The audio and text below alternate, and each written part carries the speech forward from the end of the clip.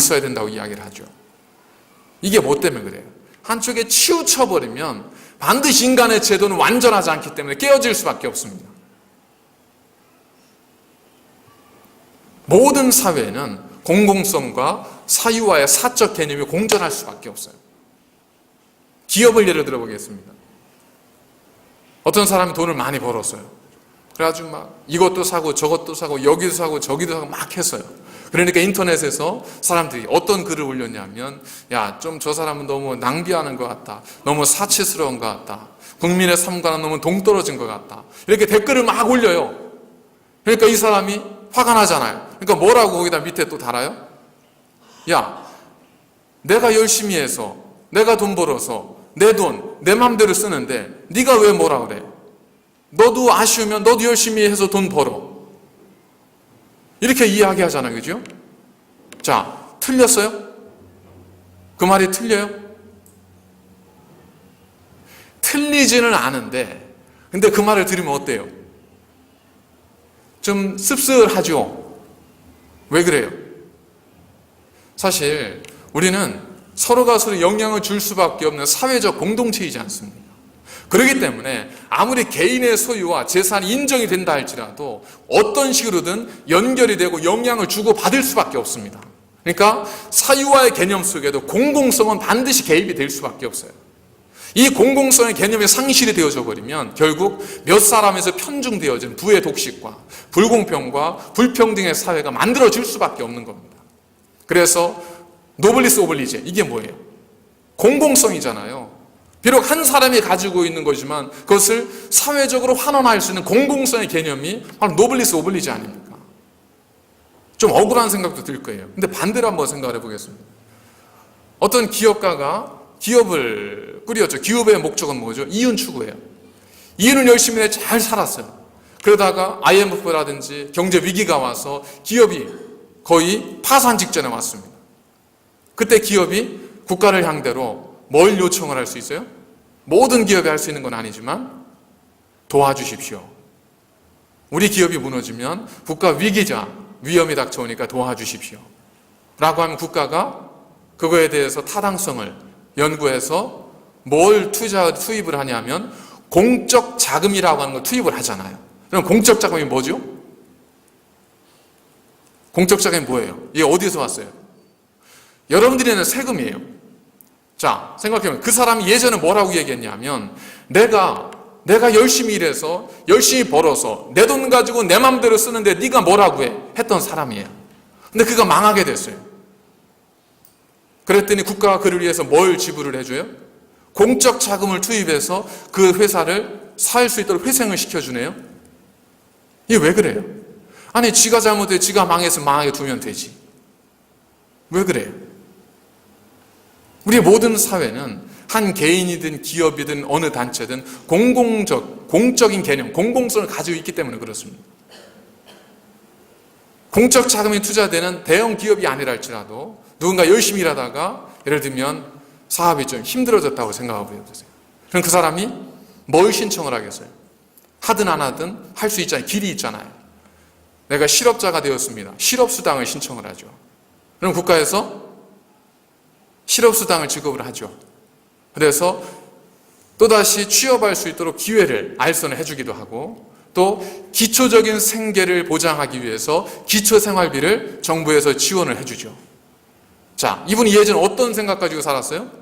내가 열심히 일해서 내가 번 돈 가지고 내가 쓰는데 네가 뭐라고 해? 라고 했던 사람이에요. 근데 자기가 어려워지니까 누가 도와줘요? 사회가 도와줘요. 그 사회에서 도와주는 그 돈은 다 어디에서 온 거예요? 여러분들이 낸 세금이에요. 왜 그래요? 왜 이 사람을 도와줘요? 지가 잘못했으니까 망하게 두지. 그게 공동체이기 때문에 그렇습니다. 그러니까 공동체 안에는 어떤 단체든 어떤 모임이든 공적 개념이 반드시 살아 있어야만 합니다. 그래야 함께 살아가는 사회가 됩니다. 아이들을 생각해보면 이제 HSG가 끝났잖아요. 아이들이 묻습니다. 너 공부 열심히 해. 근데 왜 공부 열심히 하니? 좋은 대학 가려고요. 왜 좋은 대학 가려고 해? 좋은 직장에 취직을 해야죠. 왜 좋은 직장에 취직하려고 그래? 돈을 많이 벌어야죠. 왜 돈을 많이 벌려고 해? 한번 뽐나게 살아보려고요. 자, 이럴 수 있잖아요, 애들이. 틀렸어요? 맞았어요? 이걸 틀렸다고 할 수 있어요? 아니, 당신이 나 위해 뭘 도와줬길래 이게 틀렸다고 해요? 내가 당신 누구한테 피해를 주는 것도 아니고, 내가 공부 열심히 해서, 내가 좋은 대학 가서, 좋은 직장 가서, 좋은 데 취직해서, 돈 벌어서 내가 열심히 내가 쓰며 살겠다는데, 당신은 왜 뭐라고 그래요? 라고 할 수 있잖아요. 그죠? 근데 그 이야기를 들으면, 뭔가 좀 가슴 한켠이 미어져 오는 게 있잖아요. 왜 그래요? 절대 그 사람도 혼자는 못 살아요. 서로 도와줘가며 살아갈 수밖에 없는 사회적 존재이거든요. 공적 개념이 상실이 돼 있잖아요. 나를 위한 거에 모든 게 다. 나만을 위한 것이 될 때는 어쩔 수 사회는 삭막해지고 각박해질 수밖에 없습니다. 우리는 그런 사회 속에는 살 수가 없어요.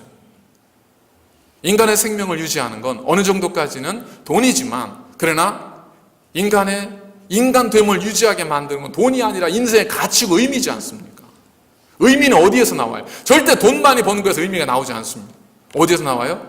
의미는 서로 함께 살아가는 공적인 개념에서, 공공성에서 의미가 나오는 거예요. 내가 열심히 벌었어요. 돈이 많아요. 내 삶에 의미가 있어. 이렇게 많은 사람 거의 없습니다.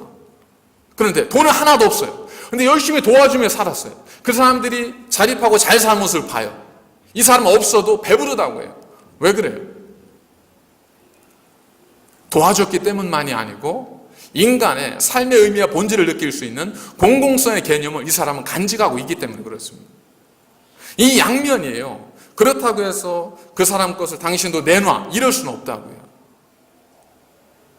그 대신 이러한 것들은 한 사람 한 사람이 균형을 맞추며 살아가야 한다는 겁니다. 내 거긴 해요. 그러나 나는 이 사회 속에 살아가는 존재이기 때문에 나에게는 공공성의 측면도 있음을 인정하는 거예요. 그래서 도움이 필요할 때 도와주는 거죠. 위로가 필요할 때 위로해 주는 거죠. 그리고 내가 또 힘들어질 때 그런 도움을 받는 거고, 이게 사람이 사는 거지 않습니까? 신앙도 마찬가지입니다. 신앙도 한쪽으로 치우쳐버리면 그러면 무너질 수밖에 없습니다.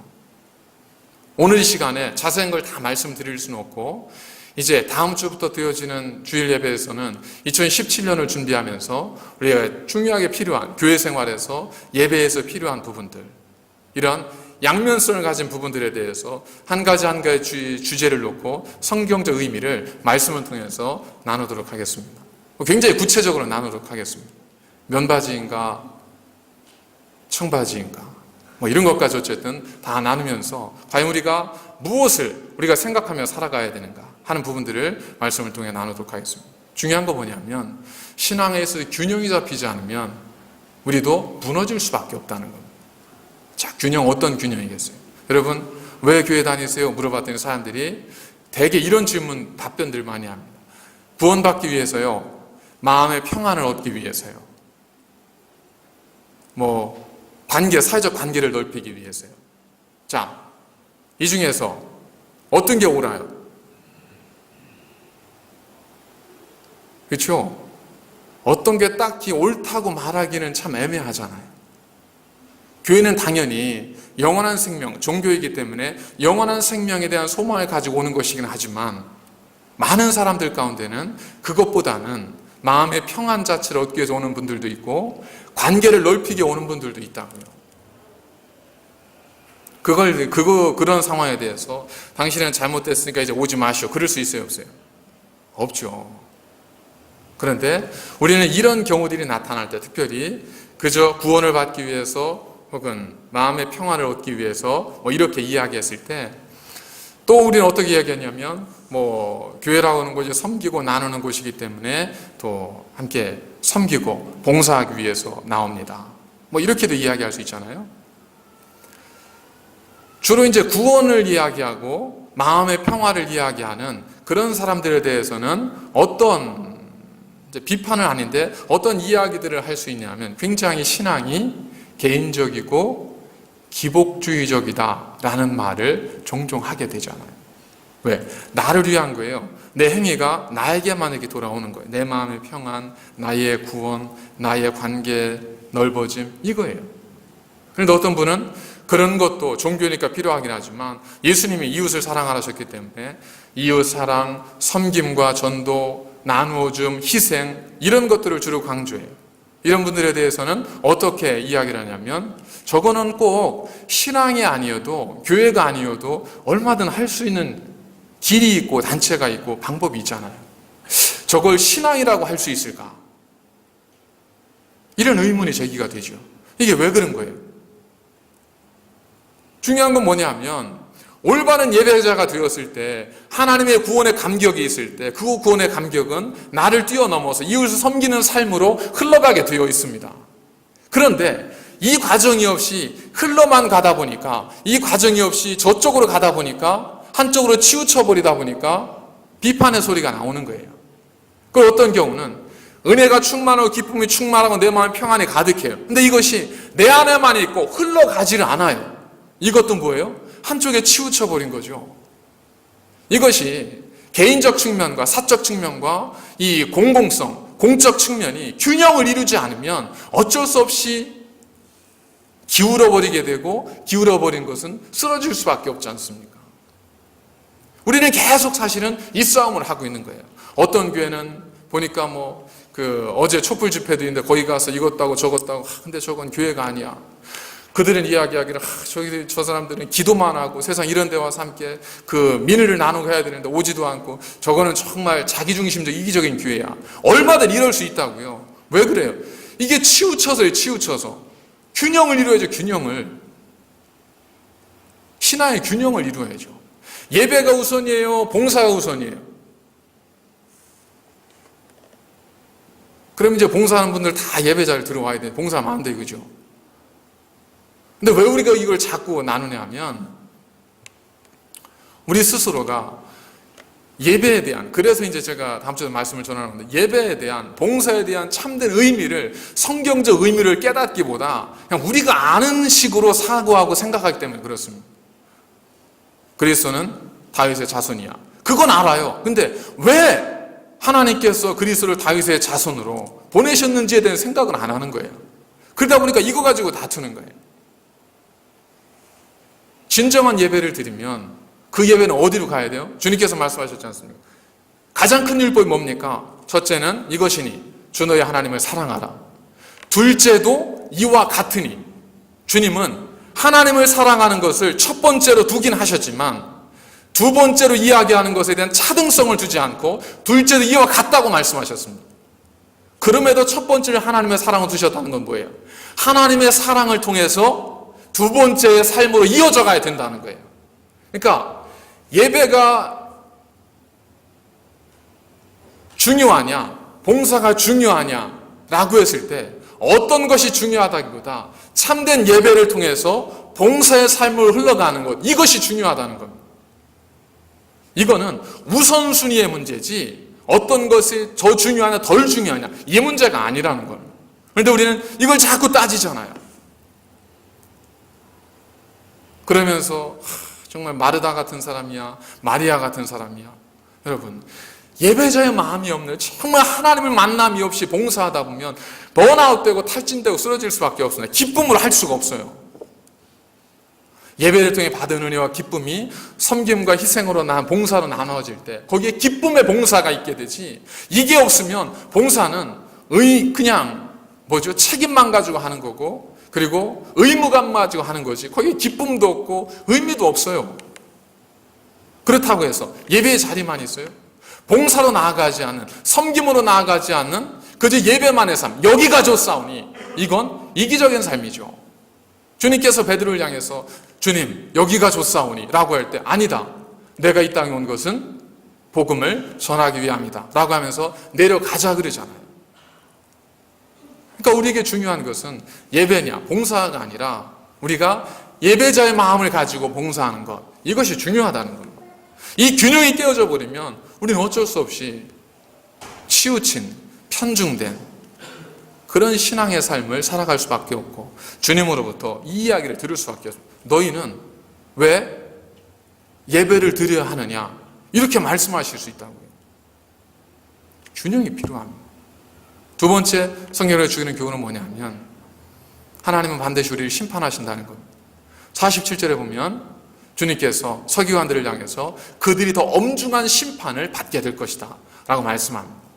자, 서기관들은 어떤 사람이었냐면 말씀을 연구 가르칠 수 있는 권위가 부여되어진 사람이에요. 말씀에 대해서 이야기할 수 있는 권위가 부여된 사람이에요. 한마디로 말하면 그들에게는 다른 사람들이 갖지 못했던 어떤 힘이 있던 사람입니다. 뭔가를 가진 사람이에요. 뭔가가 다른 사람보다 주어졌던 사람이에요. 그들은 그것을 뭐라고 생각했어요? 자기들이 가지고 있는 힘이라고 생각했어요. 그런데 주님은 그것에 대해서 뭐라고 말씀하면 그것은 힘이 아니라 그것을 사용해야 되는 능력이라는 거예요. 단순히 내게 있어서 내가 누구인지를 보여주는 권력이 아니라 그것은 섬김을 위한 도구가 되어줘야 된다는 겁니다. 만일 그러지 못했을 때 그들에게는 더욱더 엄중한 심판이 있을 것이다 라고 주님께서 말씀하세요. 우리는 마지막 때 하나님께서 어떻게 우리를 심판하실지 우리는 아무도 모릅니다. 그저 간간히 주님께서 주시는 성경이 주시는 말씀을 통해서 힌트만 얻을 뿐이에요. 근데 보니까 오늘 주님께서 뭐라고 하셨냐면 심판은 똑같이 받지만 그들에게는 더더욱 엄중한 심판이 있을 것이다. 왜 그럴까요? 우리가 생각할 수 있는 것은 뭐냐면 이유는 하나예요. 그들이 더 많이 받았기 때문에 그래요. 그들이 더 많이 받았기 때문에 그만큼의 책임과 사명을 가진 거예요.